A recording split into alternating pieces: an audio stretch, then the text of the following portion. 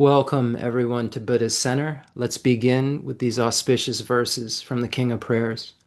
In the language of the gods, Nagas, and Yakshas, in the language of demons and of humans too, and however many kinds of speech there may be, I shall proclaim the Dharma in the language of all.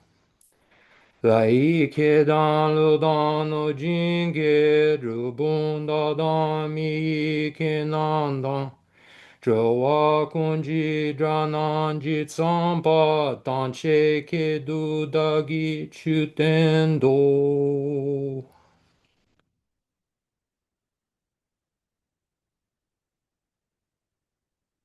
Now let's begin with the most magnificent motivation in the universe, even if we have to generate it in the most contrived way imaginable. This idea called bodhicitta that will become a main mind eventually once we all practice enough and create the causes that are necessary for that main mind to be produced. This is a mind that Lama Rinpoche, in his text, that's actually diary entries written by him called Vast as Heaven and Deep as the Sea.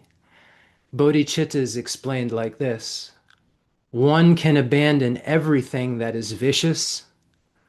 One can accumulate every other wonderful virtue imaginable. Someone can meditate on the channels, winds, and drops excellently. But without bodhicitta, that person won't become a Buddha. And we know that Bodhisattva Shantideva says that the moment that this beautiful mind is generated, one is called a child of the Sugatas. One is called a bodhisattva. One becomes honor of praise throughout the world, worthy of being praised and being honored throughout the entire world by even gods, the moment this mind is generated. And this mind, once it's generated, those who've generated say you go from joy to joy to joy to joy. So not wanting to generate this mind doesn't make any sense. But generating this mind is extremely difficult because it goes completely against the grain of our normal ways of being. This idea of putting others' needs before our own goes way against everything that we think will make us happy and will make us have a freedom from suffering. But it's these highly realized beings that see that taking care of others' needs is synonymous with fulfilling one's own needs. And this is something that we'll learn and have to discover for ourselves for it to make any sense.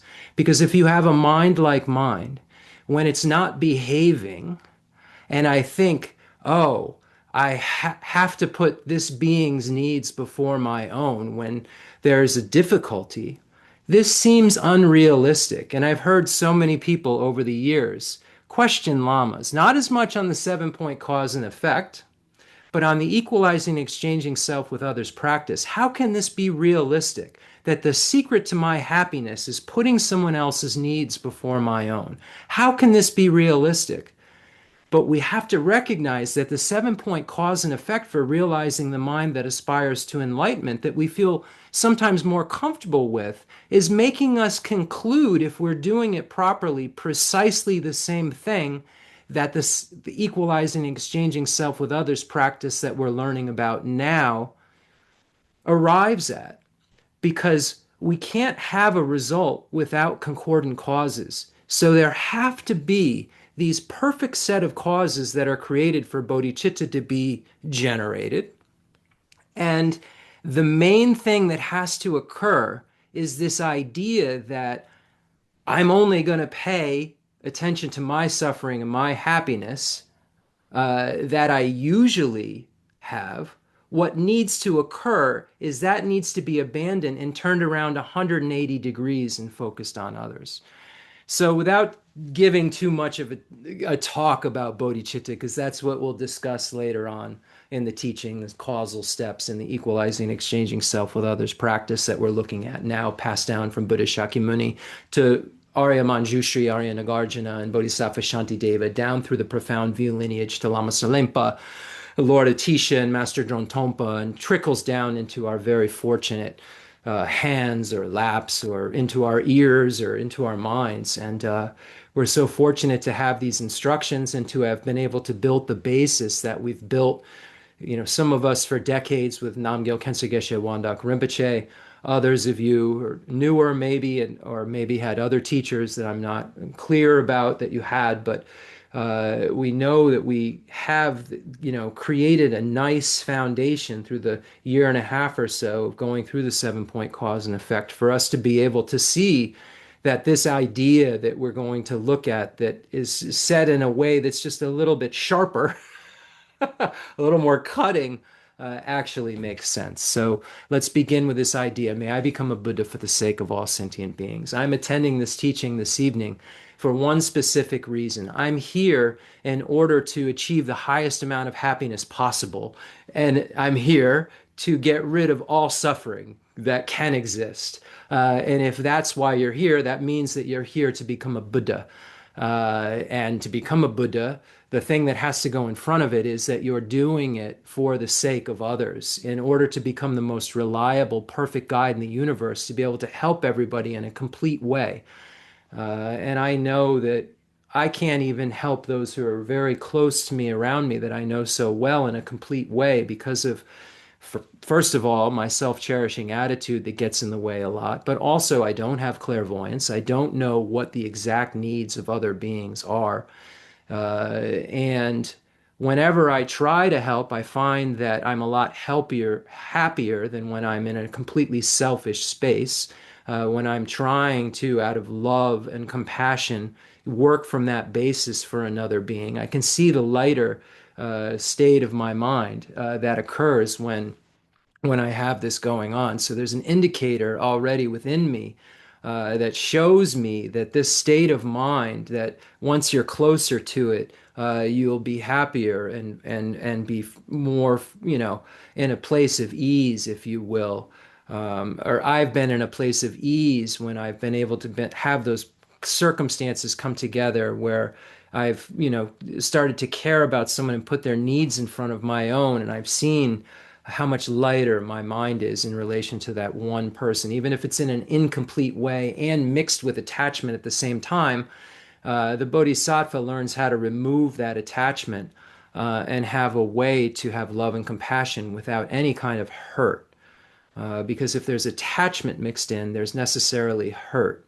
Just like when there's aversion mixed in, there's necessarily hurt. And we can see the difference in our minds. The less quality, levels of those emotions being present equals better ease, better peace of mind, and happiness.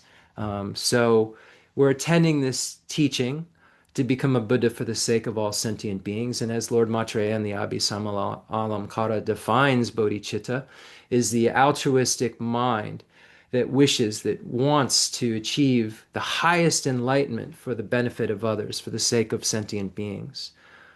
So let's just take a moment, reflect on that, quickly reflect on some of the ideas that we've thought about, such as the 7-point cause and effect, recognizing this equanimity, this equal relationship that we've had with every single sentient being in the universe, and remembering just that they've all been our mothers and how kind they were, and wishing to repay their kindness, and having a love through the force of this understanding, being attracted to all sentient beings and wanting them to have happiness and the causes of happiness.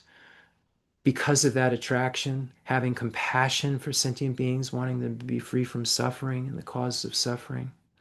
Taking on oneself after this deep, deep meditative process, this taking it on oneself, this idea that I'll do it. I'll free everyone from suffering. I'll bring them to the highest state of happiness. And then knowing that that's not possible and that the only way that that could happen is to become a Buddha. And that's what we learned about over that year and a half, was that process of how we could loosen up our mind, loosen the knots within our mind, loosen the self-cherishing attitude within our mind, make our minds more realistic, making our minds more apt to be happy than unhappy. That's why we've been learning about what we've been learning. And now we're going to learn how to first separately meditate on equalizing and exchanging self with others. And then at the end of the teaching on equalizing and exchanging self with others, we'll go over how to combine the 7-point cause and effect for realizing the mind that aspires to enlightenment with the equalizing and exchanging self with others practice.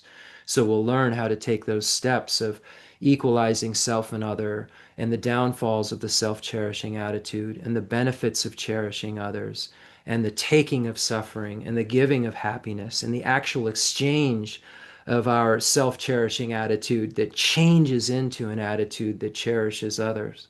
And remembering in a special way the great kindness of every single sentient being in the universe, and then arriving at that same altruistic idea that I must take it upon myself, the task of bringing every single sentient being to happiness, the task of freeing every single sentient being from suffering, and then a conclusion that one doesn't have the capacity to do so, and one must become a Buddha in order to fulfill all sentient beings' needs. And by doing that, one learns in this process, you not only fulfill your needs to the highest level possible, you not only perfect your mind, but then you fulfill all sentient beings' needs because all sentient beings need a Buddha to teach them. All sentient beings need to know exactly what it is they need to do in order to achieve the state of Buddhahood, because that's what everybody's looking for. We don't call it Buddhahood. People walking down the street don't say, I'm looking for Buddhahood.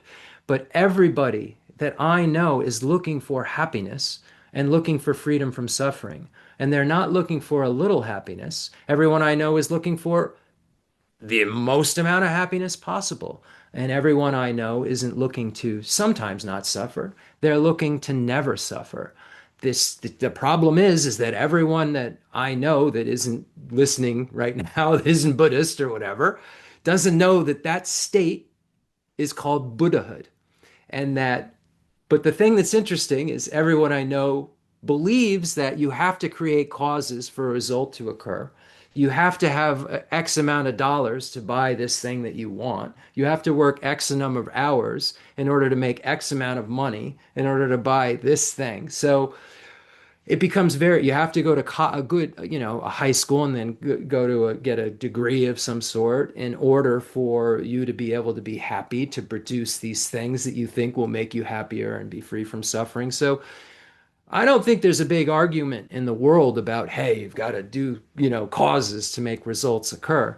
The problem is that the discussion hasn't occurred with most of the world about what the causes are for perfect happiness and what the causes are for contaminated happiness. And that contaminated happiness, which is happiness within cyclic existence, samsaric happiness, is necessarily suffering. So the things that folks that I know that are trying happiness on in another way than the way that I'm trying, the way that I used to try, they don't seem to be arriving at their destination. They don't seem to be year by year more at ease. They seem less at ease.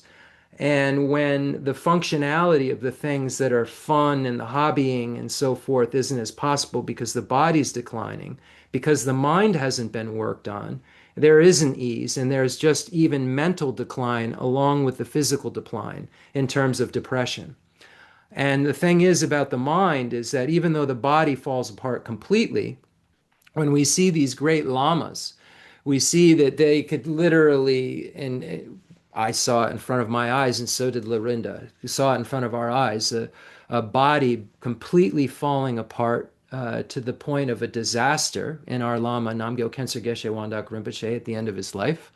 I mean, every single body system malfunctioning, and in a state where you or I, unless if you maybe not you, myself, would be screaming in terror and crying and begging for painkillers, and he didn't want painkillers, and he was riding it out just like another day, and had a peace of mind about him that wasn't being complicated by the physical and by the thing that would be chaos to me. Um, so we see beings who've saturated their minds with these concepts and what these concepts can do to a being in the most difficult state one could be in because of the discovery of ideas like cyclic existence is a prison that I would like to get out of, and ideas like everyone else is in this same prison and don't know it. And there's a way out of it called the wisdom realizing emptiness. And the problem is that I've just never known that. And once I apply the antidote to the suffering, the actual antidote, not the fake one that I kept trying and everyone I know keeps trying, the actual suffering can end because there's an opponent that makes it end. Like when you pour water on a fire, it'll put it out. But if you pour gasoline on a fire, it makes it bigger. So what we're learning is, what is it that's the water that'll put out the fire of my afflictions, the fire of my self-cherishing attitude? What is it that'll put out the root of cyclic existence, which is self-grasping ignorance? And what is it that'll put out that thing that kind of comes along side by side with it, that can stick around even in its subtlest form as an arhat, which is the self-centered attitude that keeps everyone from being as happy as possible? So I've got two jobs, it seems like, according to His Holiness the Dalai Lama and according to all the great masters. I've got to figure out how to calm my mind down, get renunciation that is the foundation for bodhicitta, and then with all of that held together really well, realize emptiness. And this is my ticket to Buddhahood, because these are the things that cause Buddhahood. This is the water that puts out non-Buddhahood. These are the paths that put out non-Buddhahood. The liberating paths and the ripening paths put out non-Buddhahood. They're the only water that puts out non-Buddhahood. Just like Kuno Lama Rinpoche said, who was His Holiness the Dalai Lama's teacher on bodhicitta, no matter what, if you don't have bodhicitta mixed with the practice, you can't become a Buddha. It's the only entrance to the Mahayana, according to Lama Tsongkhapa in the great treatise on the stages of the path to enlightenment. So now let's imagine that every single holy being that exists is in the space in front of us. All of those omniscient, reliable guides that are so loving, that only have our best interest in mind, that would only come and speak words to us that would help us evolve, that would help us move closer to Buddhahood. Those kinds of beings that have no other ulterior motive. They don't have anything within the framework of their mind left that could make an ulterior motive, because the self-cherishing attitude at its most subtle level has been extinguished. And the self-cherishing attitude is the thing that keeps people with alternative motives, because the Buddha cherishes others before themselves. Because of learning that on the Bodhisattva's path, having an ulterior motive isn't possible. So the quality of the beings we're imagining in the space in front of us are diametrically opposed with the quality of the beings who have even, subtle forms of the self-cherishing attitude. So we're talking about beings looking into our eyes like a mother would look at her only child, ready to react, ready to help, ready to care, ready to be kind, without any sort of attachment that could get in the way of helping. Any kind of ego that could overhelp or underhelp. The Buddha knows exactly how to help. So those are the beings we imagine. And let's imagine that there are Buddha fields. There's innumerable Buddhas sitting on every atom in the space in front of us. Imagine that Aryatara and Arya Manjushri, imagining Buddha Shakyamuni, imagining all these holy beings. Imagine Buddha Vajrapani and Medicine Buddha, Kalachakra, Guisam, all these enlightened beings in the space in front of us, the beings of the extensive deeds lineage, the profound view lineage, the lineage of blessings, all of our lamas, your root lamas, Namgyal Khensur Geshe Wangdak Rinpoche, His Holiness the Dalai Lama. any enlightened being you consider to have fully developed. These are the beings that we want to rely upon, those beings who can tell us exactly how to fully develop because they have fully developed. So imagine those beings in the space in front of you, and now imagine, because you've said, may I become a Buddha for the sake of all sentient beings, let's become acquainted with bringing sentient beings to a place that's actually helpful. We want to benefit, we want to be of help. Normally, we bring sentient beings places that aren't helpful. We want to entertain them, we want to have fun, but this fun is just samsaric pleasure, and this fun is actually the suffering of change. So usually, when we're trying to be helpful or we think that we're just making people's day better, we're handing them the suffering of change. And we learned this very, very well when we were studying the 7-point cause effect and learning about repaying the kindness of our mothers. And, giving some sort of samsaric pleasure is not trustworthy and is actually giving suffering. So now let's start to think about, how could we give beings something useful? How could we give them something more than a cupcake or some ice cream or some money or some, nice, kind words? How could we help them in a real, real way? It would be to help them discover the same thing that we need to discover, and that is how to become a Buddha. And we'll actually help them discover that when we are more capable, when we're more sophisticated, when our mind has more capacity, when we're those supreme beings that Lord Atisha speaks about in the Lamp for the Path to Enlightenment, those beings of supreme capacity, the most supreme being the Buddha, but the supreme capacity beings who are headed towards that state of Buddhahood and not making any kind of stops, saying, that's what I want. I want to become a Buddha for the sake of all sentient beings. And those beings became those beings by doing things like what we're doing right now, becoming acquainted with the mind that aspires to enlightenment,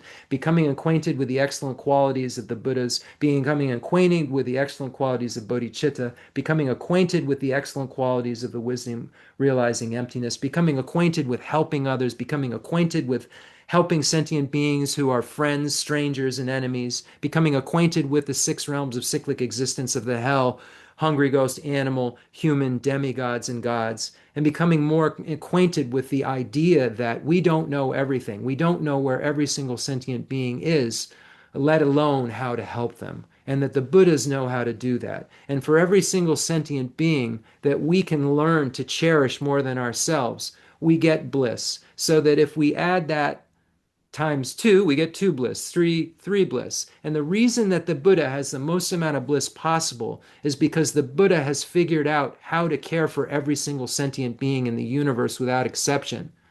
We, on the other hand, are comfortable with helping people we like, and then people we find distasteful or awful, we actually in our minds want to see them have a hardship. We want to see them harmed. We want to see vicious things happen to them. And it's because, like Kuno Lama Rinpoche says, we can abandon the vicious, but can we really without bodhicitta? Can we abandon that smallest amount of vicious?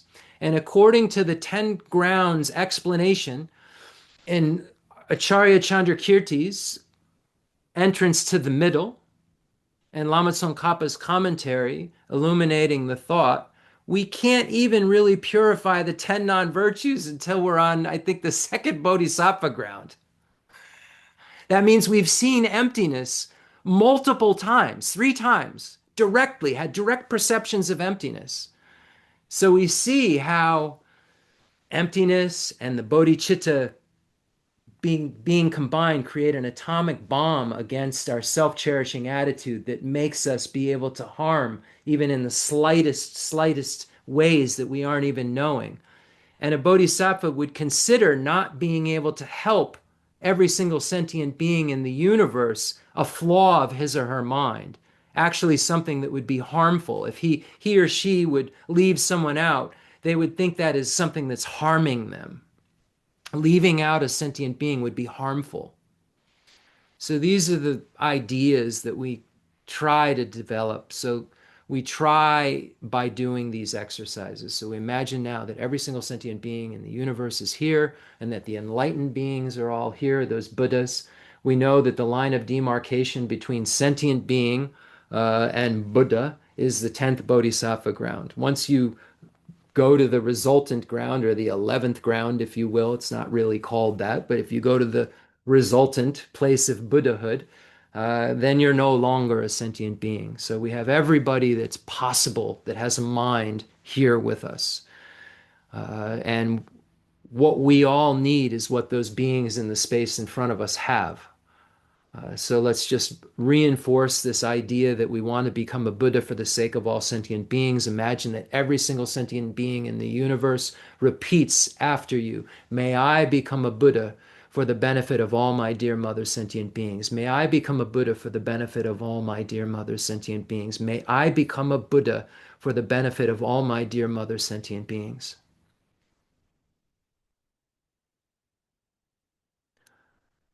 Now, we've been talking about method and wisdom and primarily talking about bodhicitta right now, which falls under the category of method, which falls under the category of ripening paths. Ripening paths are the pathways that get all of the problems out of the way, that when they're in the way, they keep us from seeing emptiness. And there's problems in the way that keep us from seeing emptiness as a bodhisattva. And if we can see emptiness as a bodhisattva, and we do that again and again and again, then we can become a Buddha. If we don't have bodhicitta, and we see emptiness again and again and again, we can't become a Buddha. We can only become a arhat. And a bodhisattva would see that place like a prison, would see nirvana like a prison, according to Arya Nagarjuna. So we've talked about this mind that's a central pillar of the Mahayana, according to Lama Tsongkhapa's abbreviated stages of the path. This mind that's the most excellent ideal of the Mahayana, according to Arya Nagarjuna and the commentary on the awakening mind. So now we're going to talk about the other side. So we're talking about method, we're talking about ripening paths. But I said that these ripening paths were to be able to move things out of the way so that we could see emptiness as bodhisattvas, have ultimate bodhicitta. So this is the other side of the coin that we need. We need the method side, the concentrations and the renunciation, the bodhicitta, generosity, all of these different things that aren't the wisdom realizing emptiness. And then we need the wisdom realizing emptiness. So at the second turning of the wheel of Dharma, the Buddha taught exactly what that wisdom realizing emptiness is in terms of the object of observation, the object of negation, and so forth. And what the Buddha came to tell us is that there's no intrinsically existent self of person or self of phenomena. And what the Buddha did not come to tell us is that the self of person and self of phenomena doesn't exist. So there's many teachers these days, and there have been probably since beginningless time where teachings could be given, saying that things just don't exist. And if you realize that, then there's nothing to worry about. You're not here, I'm not here, the couch isn't really there, and just get with that. Get with that, dream you're in, man. That is not what the Buddha came to teach. That is not what the wisdom of emptiness means. The Buddha compared things to a dream and said it's like a dream, but the Buddha never said that we're just living in a dream or that things are imagined or that things that don't exist. And there's been many misinterpretations. You can even hear on some of these applications, misinterpretations about what the Buddha meant about no self. We have to add, when we say no self, what the Buddha meant, and that is no intrinsically existent self. So we see him even pointing it out here. He says the five skandhas are empty of nature, empty of intrinsic existence, and then assumes you will apply this idea of a negation, of this non-affirming negative that the Buddha is saying about the five aggregates, meaning they are not intrinsically existent, without affirming another negative or positive phenomena in its place, just merely saying that this you, yourself, myself, and everything in the universe shares this one quality in terms of each of those individual entities, and that is that they're empty of intrinsic existence, empty of objective existence, empty of existing by way of their own intrinsic mode of being from their own side, holding themselves up I'm as if I have a self that's holding itself up, that isn't merely a dependent origination, as if this microphone has a self, has some sort of intrinsic existence that's holding itself up, that stands outside of me labeling it or merely imputed it in dependence upon the collection of parts that serve as a basis of designation. I feel there's something really concrete from the side of the microphone, from the side of this I, Jeff, from the side of this you, Lorinda. I feel that there's something very intrinsically existent that appears that way, that feels like that, and that doesn't give me any indication that there's a mode of existence that's different. And that's why the Buddha came to tell us something very subtle, that emptiness is the meaning of dependent origination, and dependent origination is the middle way. Therefore, emptiness is the middle way. And Lama Tsongkhapa said that when we realize emptiness, when we think of emptiness, this is going to reinforce that things exist. And when we see things that exist, it will reinforce that they don't exist intrinsically. And that when we are able to see the infallibility of cause and effect while seeing that cause and effect are empty of intrinsic existence, then we've realized what Buddha Shakyamuni is talking about, and not until then. And it's only the Madhyamaka Prasangika view that gets to the correct object of negation when we analyze it properly and go through the tenets that allows us to realize the suchness that is the opposite of what our problem is. And when we can realize the opposite of the object of observation of self-grasping ignorance, which is the emptiness of intrinsic existence, then the self-grasping ignorance turns into a wisdom consciousness because it's operating in a correct way. So when we submit all of these things to ultimate analysis, Lama Tsongkhapa says that we will merely come to a non-finding of objective existence from the object side. We will not find non-existence, nor will we find existence. We will just not find intrinsic existence. And that non-finding of intrinsic existence is the realization of emptiness. Just like the generic image that was created of the non-finding of intrinsic existence when we were dealing with it conceptually. So the direct perception of emptiness, according to Lama Tsongkhapa and Buddha Shakyamuni and Arya Nagarjuna, is just a non-finding of intrinsic existence, is just a mere non-finding without putting anything else in its place, either positive or negative. And then once one gets out of that ultimate analysis that just came to a non-finding, the emptiness of intrinsic existence, then it's at that point that the conventional consciousness then again can then determine the mode of existence that's accurate and say that yes, things exist because it's the conventional consciousness that says whether things exist or not related to existence. The ultimate analysis is only trying to find out if things intrinsically exist from their own side. Now, this sounds like a lot of strange words, but for inspirational purposes, we're going to read now from Lama Tsongkhapa's biography called A Buddha in the Land of Snows by the great Thupten Jimba. I suggest everybody to read this. It's extremely inspiring. But right now, there's a chapter called Tsongkhapa's Breakthrough. And I read this the other day, and then I sent it to some friends I'm in a Madhyamaka discussion group with, and I read it to Lorinda, and I found it to just be awesome. So before we read the Heart Sutra, which we're about to do, I wanted to read what this breakthrough related to the material in the Heart Sutra would be like, and what I'm talking about, and how Lama Tsongkhapa's hopefully, what I'm saying is what Lama Tsongkhapa is saying. Because one thing that I can promise is that I've been taught very well by Namgyal Khensur Geshe Wangdak Rinpoche that not to create some new ideas. And that what I'm saying should be what Rinpoche was saying, what Geshe Dorji Damdul is saying, what Lama Tsongkhapa is saying, what Arya Nagarjuna is saying, what Buddha Shakyamuni is saying. We should all be saying the same thing. If we're not all saying the same thing, there's something very wrong.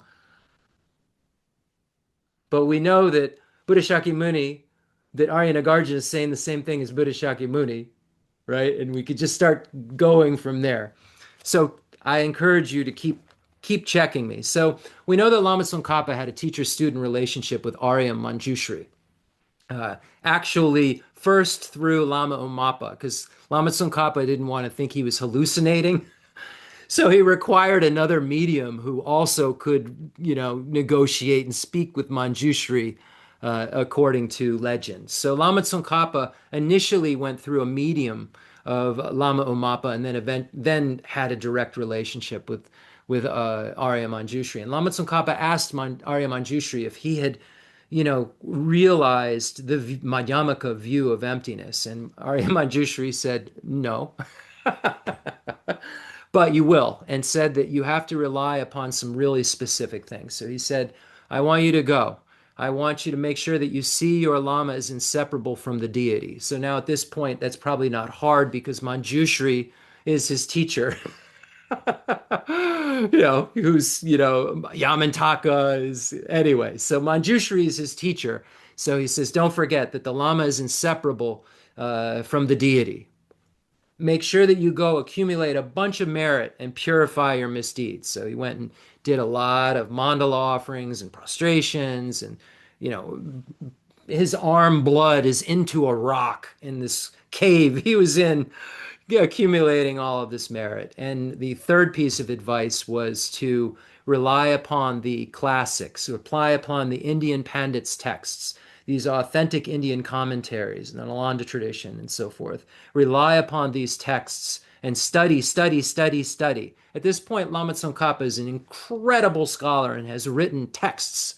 And Manjushri is saying, study, study. Arya Manjushri is saying, study, study, study, study. We read a few books and feel like, I got it. Lama Tsongkhapa's written books and has read volumes and volumes and volumes, and he's still studying, studying, studying. So this is the context about what I'm about to read. So this is called Lama Tsongkhapa's breakthrough. Content with what he had been able to achieve in Nyal, Lama Tsongkhapa didn't stay in one place for too long. He never wanted to say, oh, this is where my home and I'll stay here. He traveled around with, I think, 4 yaks that were his library. They carried all of the Kanjur and Tanjur and all of his books. So he had a moving library, and he traveled from different place to place, different caves he stayed in different towns. Sometimes he gave a lot of teachings to masses of people. And Arya Manjushri said, okay, even though all these students are requesting you and you feel that you should be teaching, you need to go into retreat and do these things that I'm telling you. So this is the context. So he's content with what he's achieved at Nyal. He's been told by Arya Manjushri to return to the Wolka retreat. It's a place in the Wolka Valley. So let me just read now. By now, over 30 in number, people are with him in his group, and they return once again to the retreat in Wolka Valley known as Lading. Gods floating in air is the translation. He would remain there for a full year, continuing with his intensive meditation practice and conducting teachings. So as I read this, we hear Lama Tsongkhapa, think about this as the person. There's an actual person like you and me that is having these experiences and that is leading groups of students in retreats, in caves. This is a historical figure that's doing this. This isn't made up material. So as I'm reading this, think about the man, Lama Tsongkhapa, and think about him going through all of this and not being satisfied with partial instructions as Namgyal Khensur Geshe Wangdak Rinpoche begged us to. So it said he would remain there for a full year, continuing with his intensive meditation practice and conducting teachings for his small band of wandering, contemplative monks. Throughout all this, taking to heart what his meditation deity Manjushri had advised during their last encounter, that he should critically reflect on the great treatises and compare them against Manjushri's own oral instructions. Lama Tsongkhapa redoubled his efforts in the ongoing quest for deeper insight into emptiness. One night, he had a prophetic dream in which he saw Arya Nagarjuna surrounded by his 4 principal interpreters, Bodhisattva Arya Deva, Acharya Buddha Palita, Acharya Baba Vega, Acharya Chandrakirti, and they were engaged in a deep conversation. Then one of the figures, said to be Acharya Buddha Palita, came over to Lama Tsongkhapa bearing a wrapped text and touched the top of his head with it. Following the symbolism of his dream, the next morning, Lama Tsongkhapa plunged into Acharya Buddha Palita's exposition of Arya Nagarjuna's treatise on the middle. Lama Tsongkhapa read and read, reflecting every now and then and meditating on crucial points of Acharya Buddha Palita's presentation of the philosophy of emptiness. As Lama Tsongkhapa was reading and meditating on the 18th chapter, Analysis of Self of Phenomena, All of a sudden, everything became crystal clear. All of Lama Tsongkhapa's long-standing doubts, especially regarding how to find the extremely fine line demarcating what is negated in emptiness and what is left untouched, vanished without a trace. He felt that nothing whatsoever was left for possible objectification. No object, no basis, and no ground. Yet, there was no danger, not even the slightest hint, of collapsing into nihilism or some kind of ineffable absolutism. Paradoxically, instead of being demolished, the world of cause and effect, right and wrong, samsara and nirvana seemed even more clear and regulated. Lama Tsongkhapa knew exactly what Arya Nagarjuna meant when he wrote centuries earlier.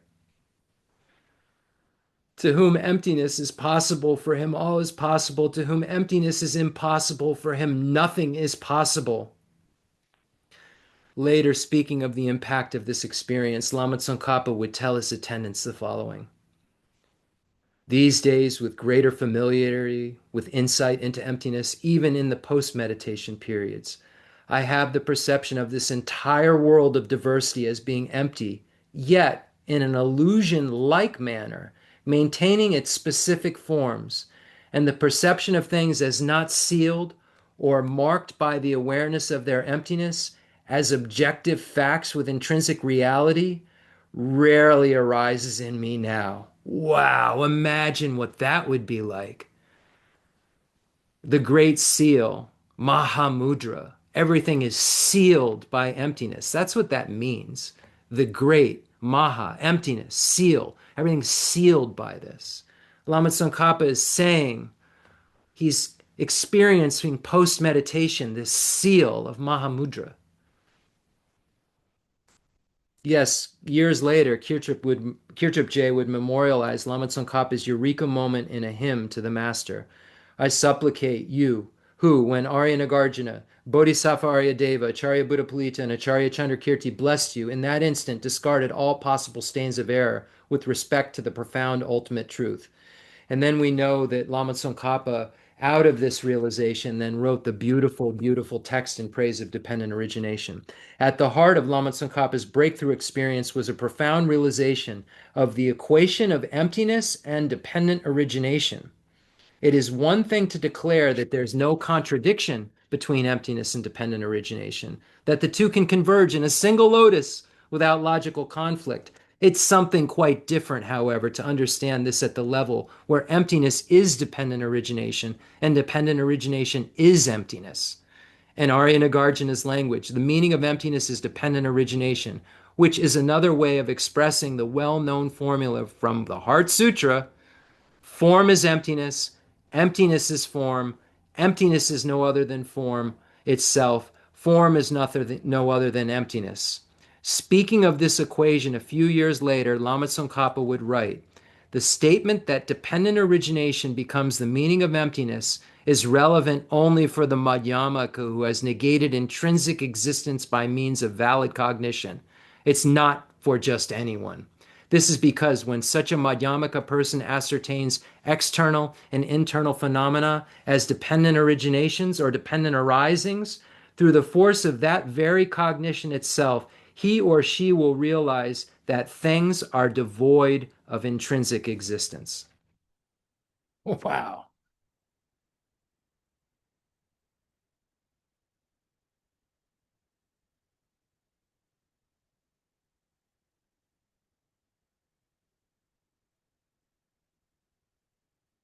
So now imagine that the space in front of us transforms into Rajagriha, where we can hear the Buddha himself through Bodhisattva Avalokiteshvara and the master Shariputra speak about this truth, speak about the ultimate truth.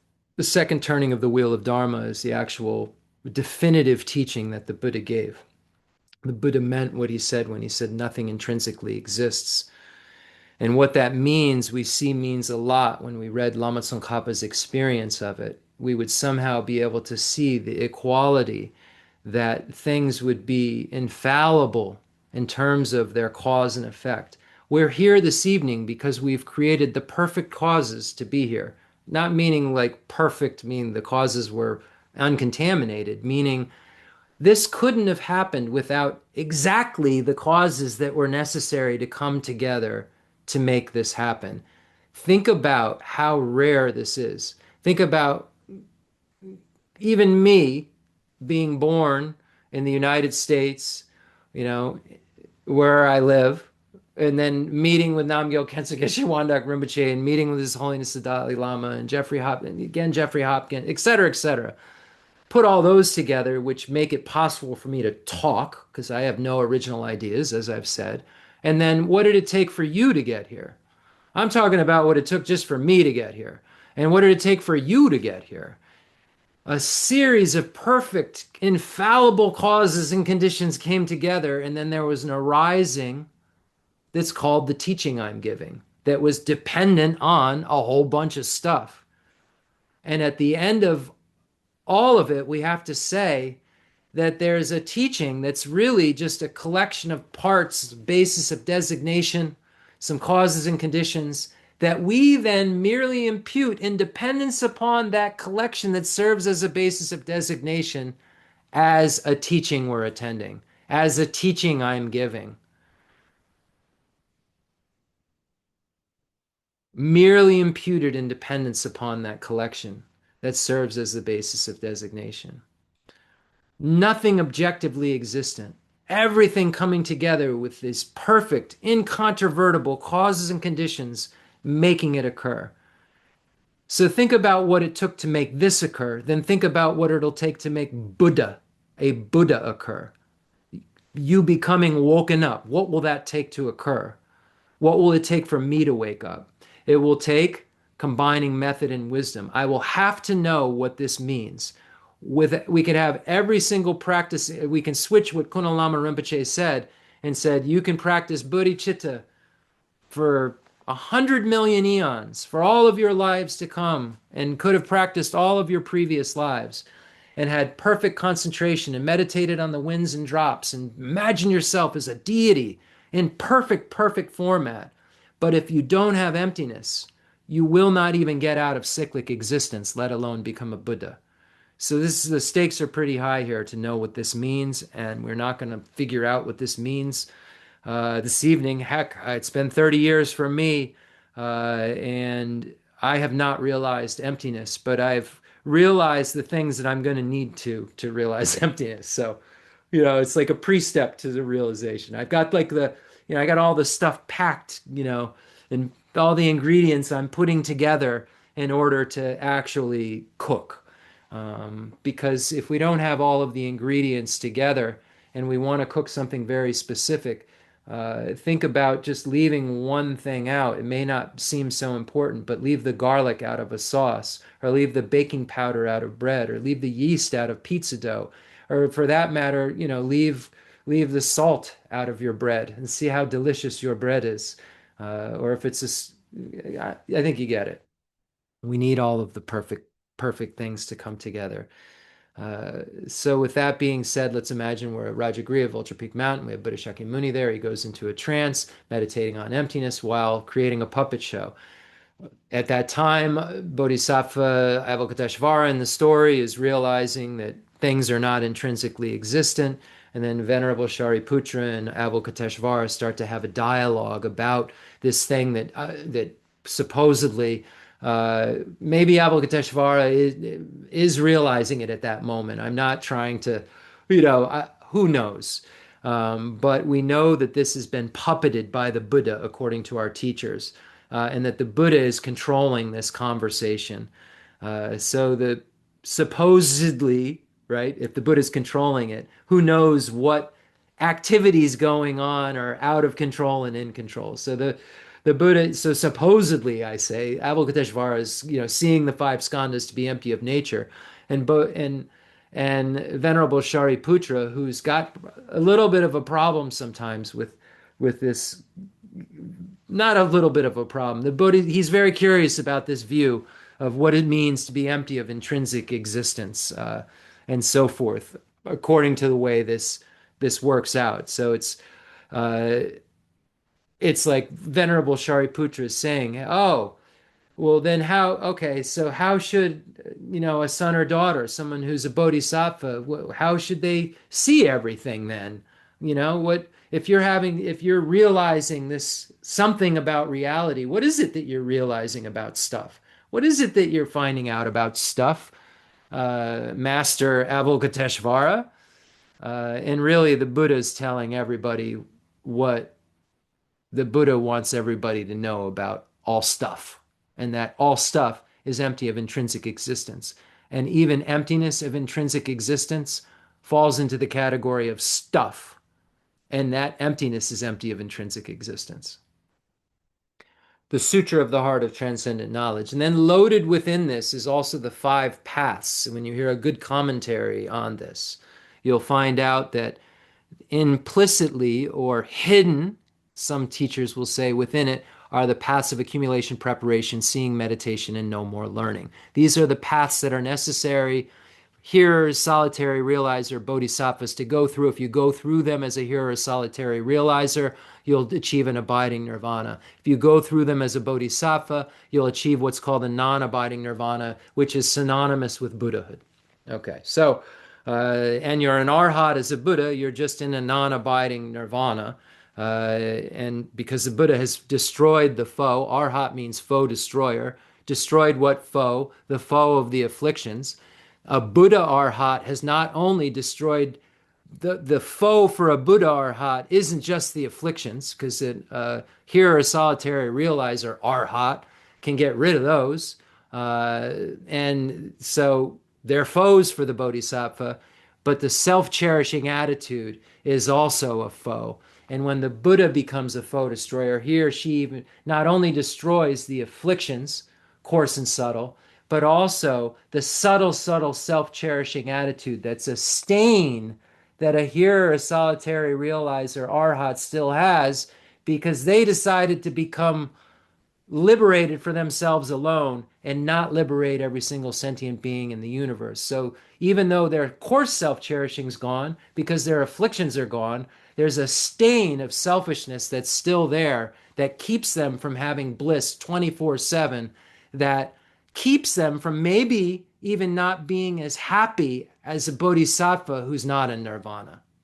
So let's begin. Let's recite this sutra and let's think about everything that I said and know that this does not mean things don't exist. This does not mean I don't exist. It means that I don't know how I exist. I think I exist in a way that's wrong. The Buddha came to tell us the way that is right, but my grasping at the wrong mode of existence is so ingrained in me from an appearance and an apprehension level that it's going to take a lot of work for me to have any kind of impact on my mind in relation to this stuff. But if you do this day after day after day, eventually there will be an impact and you will start to doubt whether or not things are appearing correctly, because that doubt will have been fueled by your studies and by your meditation, and it will occur if you're doing meditation properly, because you can't engage in ultimate analysis over and over and over again and not find something that's appearing and not have a doubt about its mode of existence of appearance. Sutra of the Heart of Transcendent Knowledge. Thus have I heard. Once the Blessed One was dwelling in Rajagriha at Vulture Peak Mountain, together with a great gathering of the Sangha monks and a great gathering of the Sangha Bodhisattvas. At that time, the Blessed One entered the samadhi that expresses the Dharma called profound illumination. At the same time, Noble Avalokiteshvara, the Bodhisattva Mahasattva, while practicing the profound Prajaparamita, saw in this way. He saw the five skandhas to be empty of nature. Then, through the power of the Buddha, Venerable Shariputra said to Noble Avalokiteshvara, the Bodhisattva Mahasattva, how should a son or daughter of noble family train who wishes to practice a profound Prajaparamita? Addressed in this way, Noble Avalokiteshvara, the Bodhisattva Mahasattva, said to Venerable Shariputra, O Shariputra, a son or daughter of noble family who wishes to practice a profound Prajaparamita should see in this way. Seeing the five skandhas to be empty of nature, form is emptiness. Emptiness also is form. Emptiness is no other than form. Form is no other than emptiness. One coin, two sides. Ultimate truth, conventional truth. one coin. It's not a separate coin. It's not a separate thing to find. One has to find that within the entity, within every single thing that is an entity, a bookmark or a piece of paper, there is its mode of existence of conventional truth, its existence, its subjective existence, and then there's the ultimate truth that's about everything that every entity shares in common, and that's that it's empty of intrinsic existence, empty of not being merely imputed in dependence upon a collection that serves as a basis of designated. It's merely imputed. Okay, so that's what it means. It means that every single entity has two aspects, their existence and their emptiness of intrinsic existence. And those two are not contradictory, they're in harmony. In the same way, feeling, perception, formation, and consciousness are emptiness. So now we're going to just shuck off every possibility of thing we might think has intrinsic existence. And we're going to find, according to the Buddha, when we submit every one of these things we're talking about to ultimate analysis, that we will not find intrinsic existence. Thus, Shariputra, all dharmas are emptiness. There are no characteristics, there's no birth and no cessation, there's no impurity and no purity, there's no decrease and no increase. Therefore, Shariputra, in emptiness, there is no form, no feeling, no perception, no formation, no consciousness, no eye, no ear, no nose, no tongue, no body, no mind, no appearance, no sound, no smell, no taste, no touch, no dharmas. No eye, dhatu, up to no mind, dhatu, no dhatu of dharmas, no mind, consciousness, dhatu, no ignorance, no end of ignorance, up to no old age and death, no end of old age and death, no suffering, no origin of suffering, no cessation of suffering, no path, no wisdom, no attainment, and no non-attainment.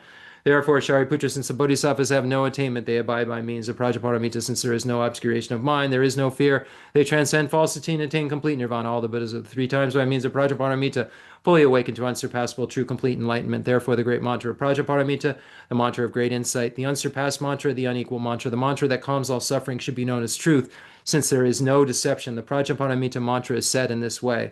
This mantra, hidden within it, because there's Gate, Gate, Paragate, Parasangate, Bodhi, Soha. You see these five syllables hidden within it is referring to the five paths, the path of accumulation, path of preparation, path of seeing, path of meditation, and path of no more learning. So here, it's hidden within that mantra. We can talk more about it another time, what those stages mean. That's like 10 teachings. So just know that there's a lot going on in this sutra. And then there's also 100,000 verse, a 20,000 verse, 24,000 verse, 8,000 verse. Then there's one that's just ah. And they all mean the same thing. Just depends on how sharp you are, I suppose. Teata om gate gate paragate parasangate bodhi soha. That Shariputra, the Bodhisattva Mahasattva, should train the profound Prajaparamita. And the Blessed One arose from that samadhi and praised noble Avalokiteshvara, the Bodhisattva Mahasattva, saying, Good, good, O son of noble family, thus it is, O son of noble family. Thus it is, one should practice the profound Prajaparamita just as you have taught, and all the Tathagatas rejoice. When the Blessed One had said this, Venerable Shariputra and noble Avalokiteshvara, the Bodhisattva Mahasattva, that whole assembly in the world with its gods, humans, asuras, and Gandharvas rejoiced and praised the words of the Blessed One. Ah, just in case there's someone super sharp out there that can now move on with the rest of their night.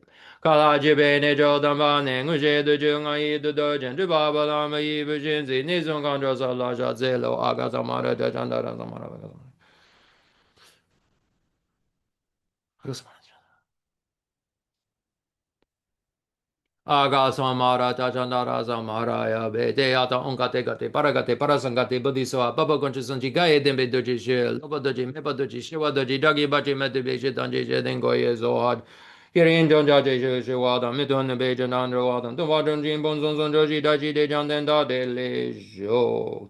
And for anybody who's new, that's Tibetan language. I speak Tibetan. I studied with Tibetan Lamas, Namgyal Khensur Geshe Wangdak Rinpoche, the retired abbot of the Dalai Lama's monastery, one of the most famous Lamas of his time for 25 years. Everything that I'm teaching is because of his kindness, His Holiness the Dalai Lama's kindness. And I don't have anything specially new to add. I just want, because my teacher, Namgyal Khensur Geshe Wangdak Rinpoche, requested at the end of his life that when he passes away that I continue the teachings. This is why I'm here in front of you this evening giving this talk, not because I feel I have some special realizations that you don't.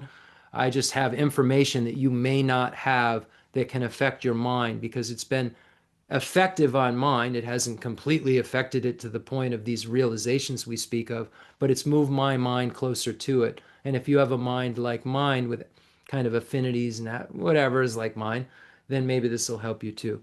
This is an outer mandala offering. You would normally do this. You'd offer it to the teacher who's giving the teaching. I'm offering it to my teachers who are making this possible. Imagine the entire lineage all the way to Buddha Shakyamuni when you're making this offering as a request for teaching. You would do this in the beginning a lot of times, right when you start the teaching, but we do a lot of motivation setting, and I just do things how I do it. So this is what we're doing. But do know that you'll normally see this as a request for teaching because you should request the teaching in order for the teacher to give a teaching. But the teaching is requested already. So the fundamental ground is scented with incense and strewn with flowers, adorned with Mount Meru, the four continents, the sun, and the moon. I imagine this is a Buddha land and offer it. May all sentient beings enjoy this pure realm. Holy Lamas high, wrap the sky with Dharma bodies and massive clouds of knowledge and love. And let them pour upon the earth of your disciples, that we are ready, a shower of rain, the teachings deep and wide. I send forward this jewel mandala to you, precious Guru. Now, refuge prayer. Sanjay Cheldon Zoji Jelnon La Sanjay Badu Dani Jazuji Dagi Chishi Jibe Sonan Jidra La Benja Sanjay Jubasho Sanjay Cheldon Zoji Jelnon La Sanjay Badu Dani Jazuji Dagi Chishi Jibe Sonan Jidra La Benja Sanjay Jubasho Sanjay Cheldon Zoji Jelnon La Sanjay Badu Dani Jazuji Dagi Chishi Jibe Sonan Jidra La Benja Sanjay Jubasho. I go for refuge until I am enlightened to the Buddha, the Dharma, and the Sangha by my accumulations, such as teaching the Dharma. May I become a Buddha for the benefit of all sentient beings. That's just a translation of that verse. If you're attached to this life, you're not a spiritual. This is from Sachen Kongan Nimpo's Parting from the Four Attachments. If you're attached to this life, you're not a spiritual practitioner. If you're attached to samsara, you don't have renunciation. If you're attached to your own self-interest, you don't have bodhicitta. If there's grasping, you do not have the view. So let's read the foundation of all good qualities, Lama Tsongkhapa, or the source of all my good as it's translated here.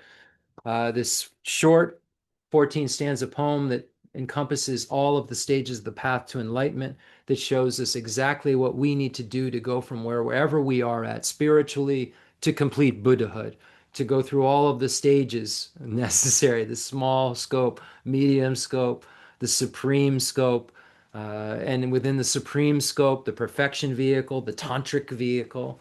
I mean, all of these things are presented here, but we know based on what we've been learning that without the foundational practices within our mind, the higher practices don't work because they're resultant practices. Bodhicitta is a result of preliminary practices. Some of the preliminary practices are a result of the preliminary to the preliminaries. So we have to know the right order. And Lama Tsongkhapa is so kind. Lord Atisha is so kind. The pundits that put this in much easier ways to understand for dull people like me are so kind because it gives me a real roadmap to know what to do first, second, third, fourth, fifth, and to make sure that I have guardrails to keep on track. The source of all my good by Lama Tsongkhapa. The source of all my good is my kind Lama, my Lord. Bless me first to see that taking myself to them in the proper way is the very root of the path, and grant me then to serve and follow them with all my strength and reverence. As Rinpoche always used to say, this isn't like trying to make a teacher into a god right out of the gate. It's trying to say, hey, when you learn the ABCs, did you do so on your own? Or did you require someone to teach you the ABCs? Once someone taught you the ABCs, did you become proficient on your own to be able to know them? That's what the Buddhas are wanting us to do. Teach us our ABCs, and then we become proficient, and we don't need to keep going back and saying, how is it A, and then is it C, or is it A and then B? Is ah sound like ah, or does it sound like eh, or does it sound like ooh? We don't have to keep doing that because it becomes our knowledge. We discover it and we know it, and it's ingrained in our minds. Just like the Buddha's realizations will become our realizations because we'll have created the same causes that the Buddha did to get his realizations. The Buddha can't give us any realizations. The Buddha can just teach us how to get the realizations based on what he did or she did from a cause and a effect perspective to make that happen. So obviously we need a teacher to teach us how to do what we want to do in any case of learning. And if we want to learn the most complicated thing to know how to do, we're going to need a really good one. This is all this is saying. Make sure that you get a really good teacher, a teacher who has these 10 qualities in the Mahayana Sutra Alamkara by Lord Maitreya. This is what Lama Tsongkhapa is trying to tell us right out of the gate. Don't get this wrong. Don't get the first day of the week wrong, because you'll not know the day of the week the rest of the week, you know? Make sure that right from the start you get this right, and that you get the right teacher. You get a qualified teacher, a teacher that's telling you stuff that's coming directly from Buddha Shakyamuni, the authentic Indian Pandits, such as the Nalanda Pandits, and then the authentic Tibetan commentators.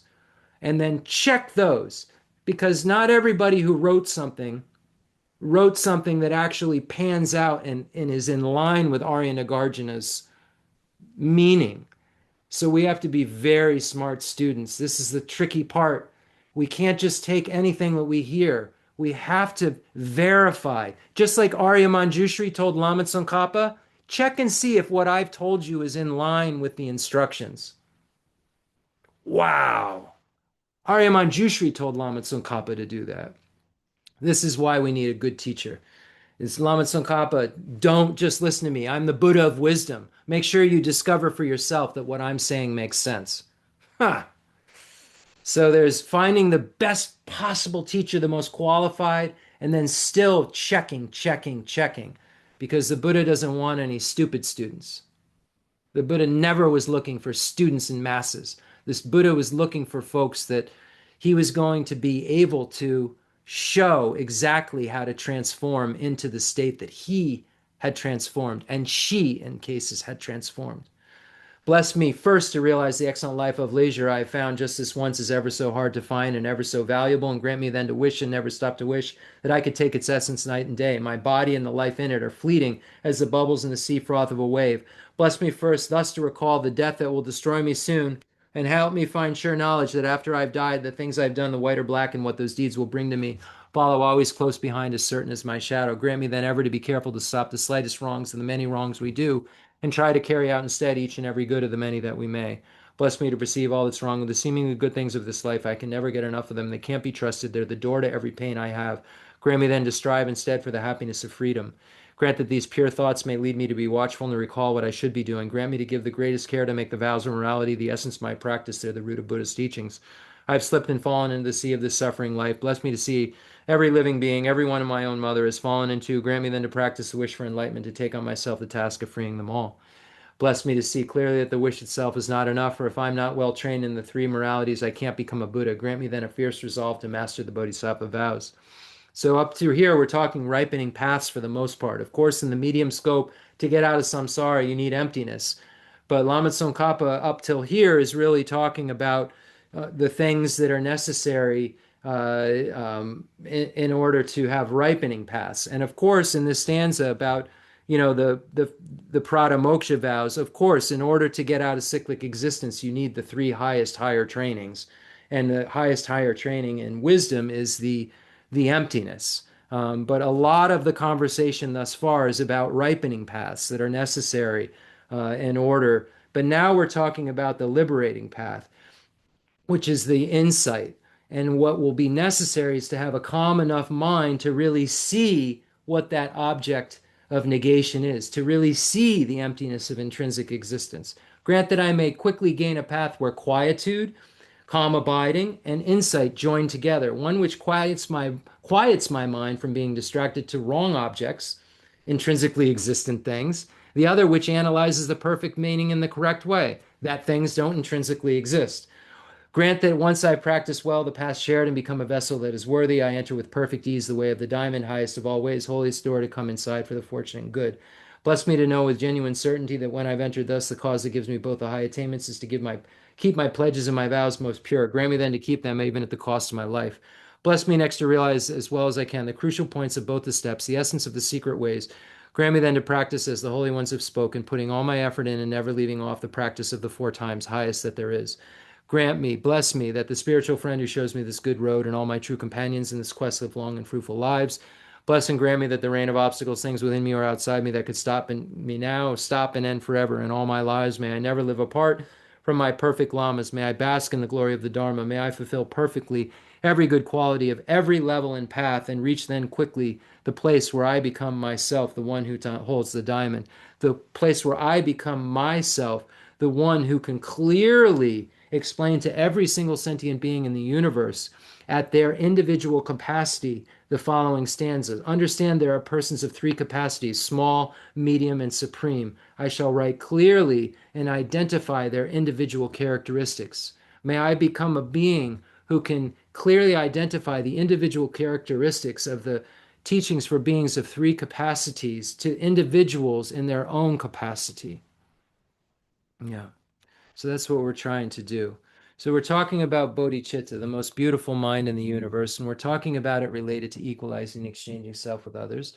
And we're looking at through the lens of Bodhisattva Shantideva's Bodhichara Avatara, because that's what Lama Tsongkhapa says, that this is the training based on the tradition of the conqueror's child, Bodhisattva Shantideva. So the outline says that first we look at the benefits of exchanging self with others and the faults of not doing it, and then how, if you become accustom yourself to it, then you could actually do it, and then the stages that you would need to make that happen. And then how do you know if it did? Pretty logical, right? That's what I love about Lama Tsongkhapa. There's no woo-woo. There's nothing left to kind of be like, well, what do you mean?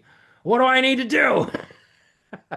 This is why I find so much joy in reading these things, because it's like, okay, first you should get to know why it might be good for you to do it, and then why it would be bad if you don't. And then you're kind of convinced, I should probably do this. Well, then is it possible? Well, Lama Tsongkhapa says, yeah, if you accustom yourself to it, it becomes possible. And then it says, well, how do I do that? What are the stages? Well, Lama Tsongkhapa says, let me show you. Really cool. So we learned that these are the three categories, and we read from the quote from Bodhisattva Shantideva's Guide to the Bodhisattva's Way of Life, 8th chapter. Whoever wishes to quickly protect self and other must exchange self for other. Practice the excellent secret.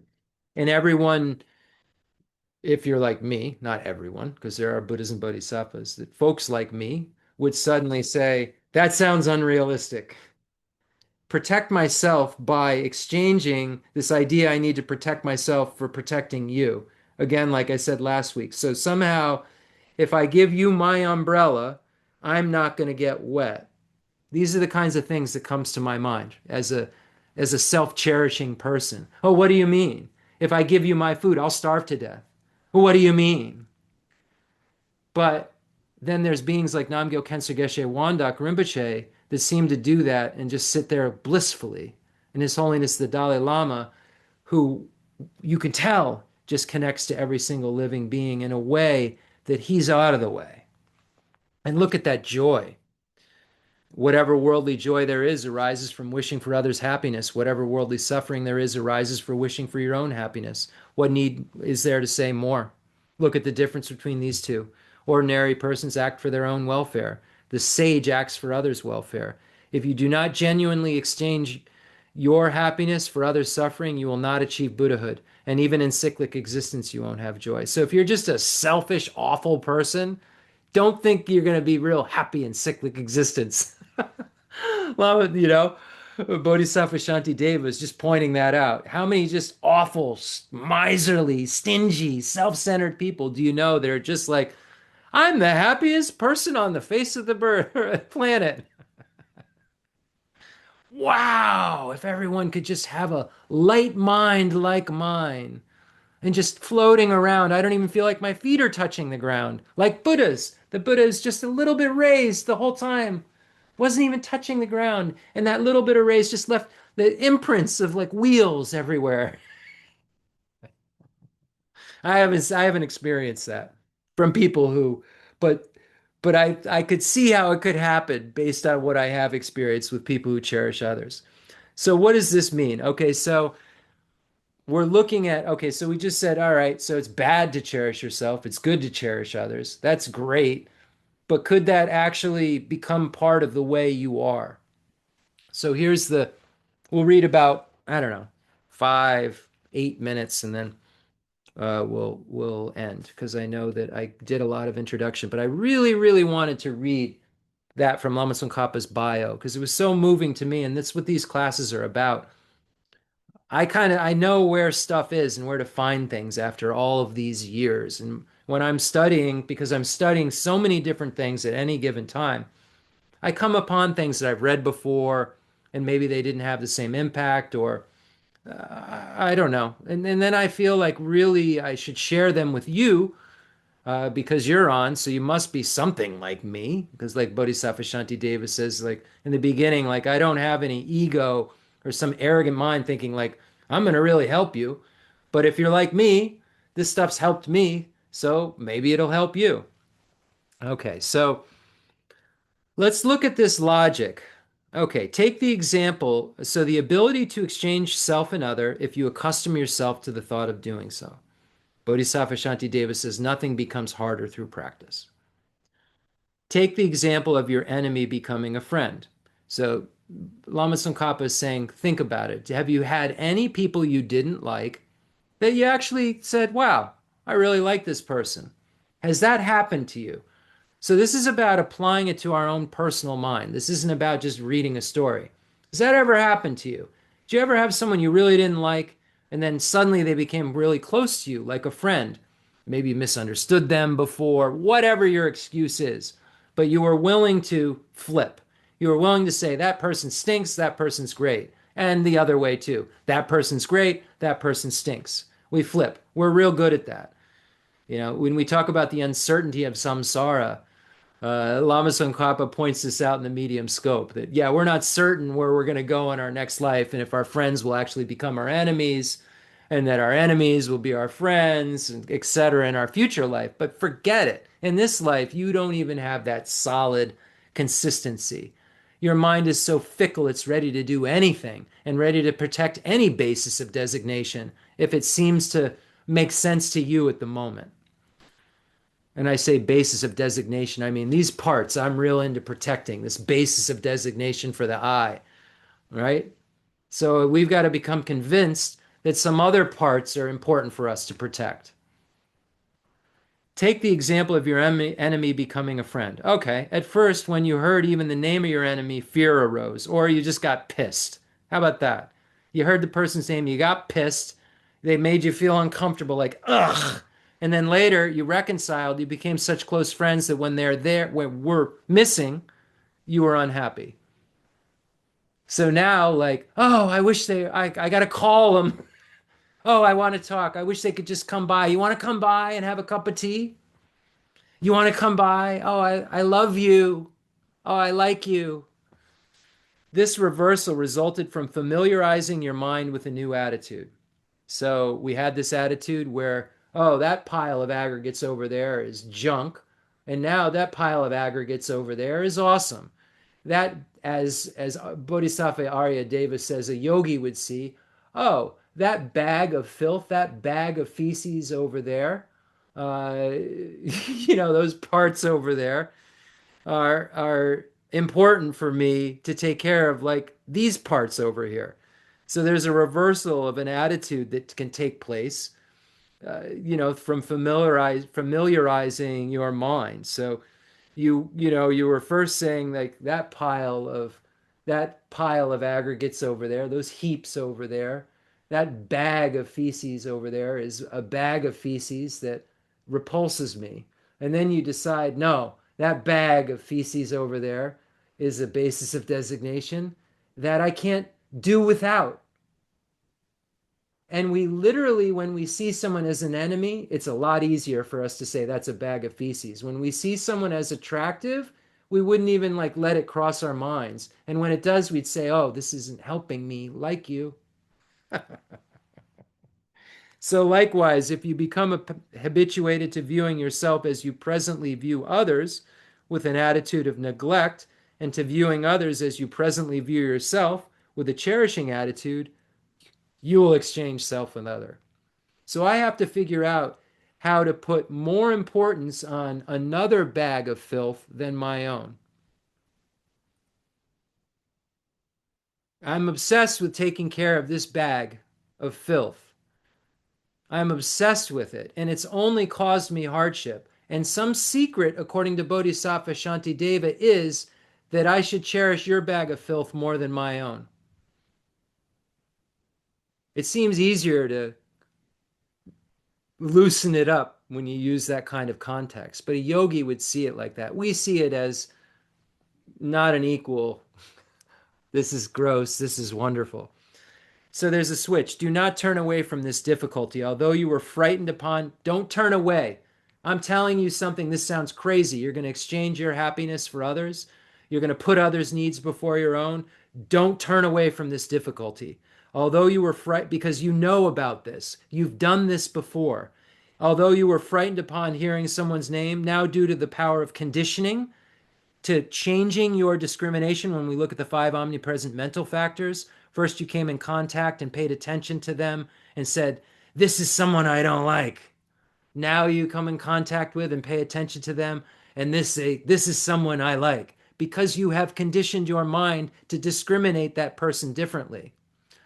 So Bodhisattva Shantideva is saying that you can do that in a complete sense and decide through conditioning that others are more important to cherish than yourself, because this is the key, the secret to actually fulfilling your own needs. It's not difficult to consider my body with the perspective I have towards another. Why? Because this body I call my own. This is Jeff. This is my body, and we'll end here, actually. I have this very strong idea. This is my body. But what happened in my previous life? Was this my body? No. So what went on? So I was dying, and then I had, craving and grasping, which ignited some sort of a karma, which was just ready to put me into one projecting karma that was going to project my future rebirth. And then we have this potential existence, and then I die. I'm ejected out of these aggregates. And now, according to this tradition, there's an intermediate state. And then I'm forced, if we're talking about humans, because I'm a human, so let's talk about humans. Then my mom and dad have sex. My dad has some sperm. My mom has some egg. The sperm and egg come together and form a mass, form a glob of stuff. Then this consciousness that doesn't own this stuff in any way whatsoever, that will become the bones and the flesh of your body, that has no ownership of this whatsoever. Two people just got it on and created this thing that came together. This thing comes together, and then there's a consciousness that's in an intermediate state. Say it's mine. I've been thrust out of my old body that I thought was mine, and now I've decided that a new set of aggregates is me. I don't remember my old aggregates that I took care of so dearly, that were mine, that actually came from the other's physicality. And now I'm forced into another glob that I'm going to slowly name and form. My mind and body grows, and the six sources, and come in contact and feeling, and then just kind of jive life like that. And I assume that I own this and this is mine, and that's why I should protect it. But it wasn't mine. It was my parents' physicality that my mind just got thrust into. And when I die, my mind will be thrust out of this physicality. And if it makes more sense in terms of happiness and freedom from suffering for me to change my perspective and be able to see how another physicalities that aren't mine either would make more sense for me to protect. And that would somehow protect my physicality that I'm just walking around in, believing is mine. It got a little wonky in there, but think about this idea that you were not this body. This body was put together by a male and female stuff, and then the bones and the pus and the flesh and so forth were created from this physicality. Then that physicality has a karmic connection to you, and your consciousness goes into it. But didn't come from the bardo, just gets thrown into it, and then you say, mine, without any kind of investigation. You're willing to do that without any kind of logical investigation. And the Bodhisattva sees everyone's parts like mine. And that's why he or she protects them the way that they do. And that's how, if a mother sees her only child about to fall into something, she's worrying about grabbing that only child more than anything, just like the Buddhas are worried about grabbing us and saving us from our self grasping ignorance and our self cherishing attitude. Okay, that's what I got. Let's do the concluding mandala offering and dedication prayer. And yeah. The fundamental ground is scented with incense and strewn with flowers, adorned with Mount Meru, the four continents, the sun, and the moon. I imagine this is a Buddha land and offer it. May all sentient beings enjoy this pure realm. I dedicate whatever virtues I have collected for the benefit of the teachings and of all sentient beings, and in particular for the essential teachings of Venerable Losang to shine forever.